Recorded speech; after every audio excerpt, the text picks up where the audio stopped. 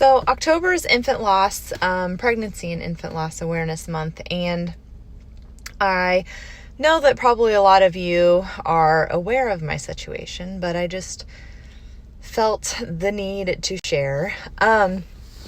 So we were living in Kansas City, and I had Kellen, and I was pregnant with Carson, and we had picked his name out. Basically, we went to a football game, and the quarterback was Carson something, and we heard his name literally 1,000 times that night.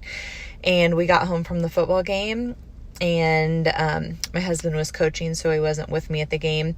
And I was just like, I like the name Carson for our next child, and so did Matt. So we knew Carson the whole pregnancy. And I'm 9 months pregnant. I, had all my routine checkups. Everything was fine. There was no anything suspicious on ultrasounds or with the heartbeat. Absolutely nothing. It was like a really good pregnancy. Carson did move around a lot more than Kellen did. But other than that, everything was pretty much the same. One night I got him in, and I just got down kind of like on all fours to relieve some pressure off of my back. And I can remember there being a pain after school because I was teaching at the time. I came home, and I'm going to say it was probably like 5 o'clock in the evening, and my back started hurting really bad. And I can remember we had like a chair and more like a pulling feeling on the inside from my memory. And I just thought it was weird. I mean, obviously, because I could remember it. And then pretty much the rest of the night, I thought I was going into labor. I didn't really have I did have some contractions, but I didn't really ever feel him move after that pain and my back hurting. I didn't sleep very much that night because, again, I thought I was going into labor. They don't move as much when you're going into labor, so I really didn't think about it. And then, the longer it goes on, the more it's like, well, when is the last time that I felt him move? And, why aren't my contractions getting stronger? Because I'm probably going into labor and blah, blah, blah. So I go to school the next day. It was a Wednesday, so we had early morning meetings before the kids came for a couple hours. With the teachers that I had, in my vicinity or whatever, I talked about, thinking I was going to go into labor because contractions. I might have even said that I hadn't really felt him move. One of the girls that I went to high school with, she was pregnant and due pretty much at the same time. And when I got back to my room, I emailed her, and I'm pretty sure I said, gosh, I can't remember the last time I felt him move. I think I'm going into labor. I think I taught my first class, and then I had a free period, my planned period, and I'm just like, the doctor's office was literally less than a mile from school. So I was like, called, and she's like, oh yeah, just come in, we'll check everything out. And so I get in there, and they put the, heartbeat thing on there, and the nurse doesn't say anything. So I'm still thinking everything is fine.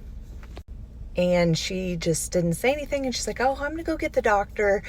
Sometimes you just can't hear the heartbeat. And in my mind, I'm thinking, hello, the kid is taking up so much space. How can you not hear the heartbeat?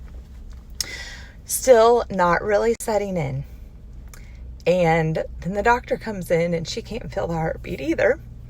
And then we go, and they have like a ultrasound there in the doctor's office, which is not where we got the ultrasound done, because theirs is just a crappy one.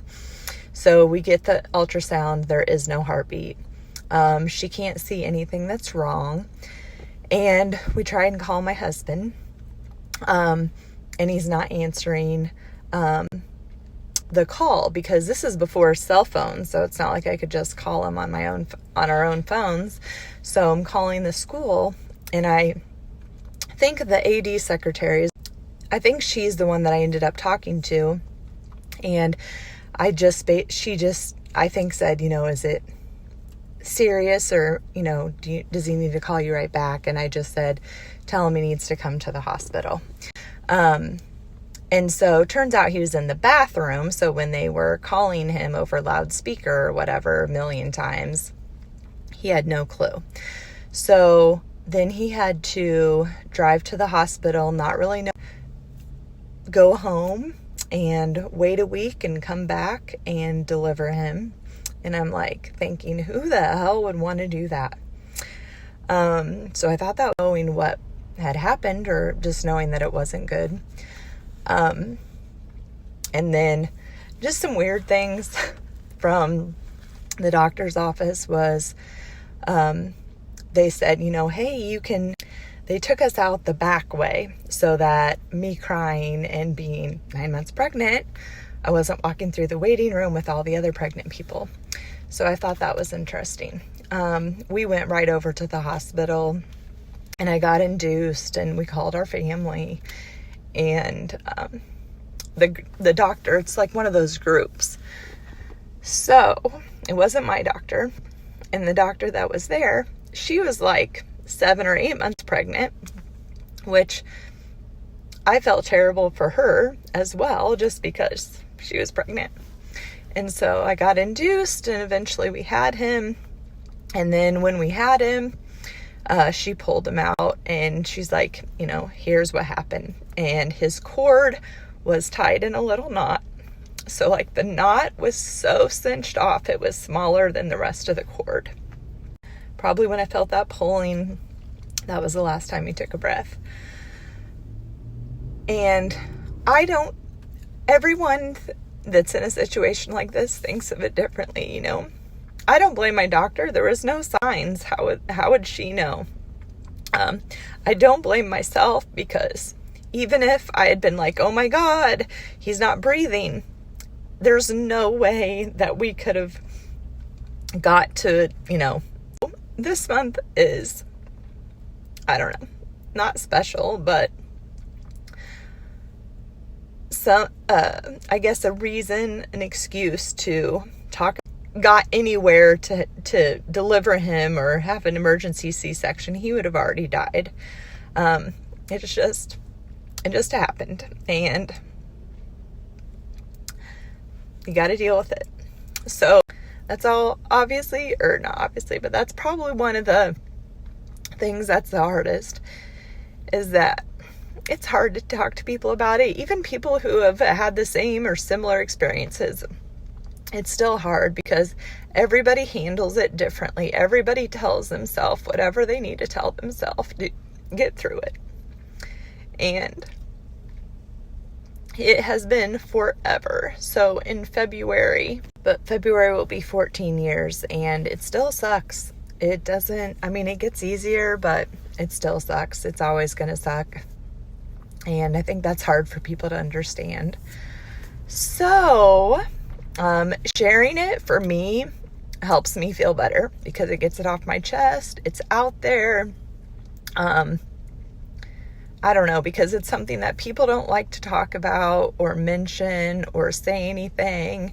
And we'd had a friend that had lost a baby as well, different situation and everything, but still I had seen how, and I guess that's what's good about this month, is just because it gives everybody an excuse to talk about their situation and experiences. And one thing that I am very thankful for is, and so I really think that helped Matt and I in our situation. And then I, read the What to Expect When You're Expecting book, even though it was my second child. And with Kellen, I had skipped over the What Happens If Something Goes Wrong chapter. And this time I didn't. This time I read that whole chapter. And so I'm thankful that I did that, because otherwise I wouldn't have probably taken pictures. I felt like I knew more how to handle the situation because of that. Taking pictures, holding him, that basically things that I wouldn't have maybe known what to do, and you can't do them over. I read in that book, and so I am grateful for that. So anyway, sharing my experience and getting it off my chest tonight. So hugs to everyone that has had to deal with similar situations, and the damn Instagram stories wants to cut me off at 4 slides, so I have to keep starting over every time, which is really freaking annoying. So anyway, have a good night.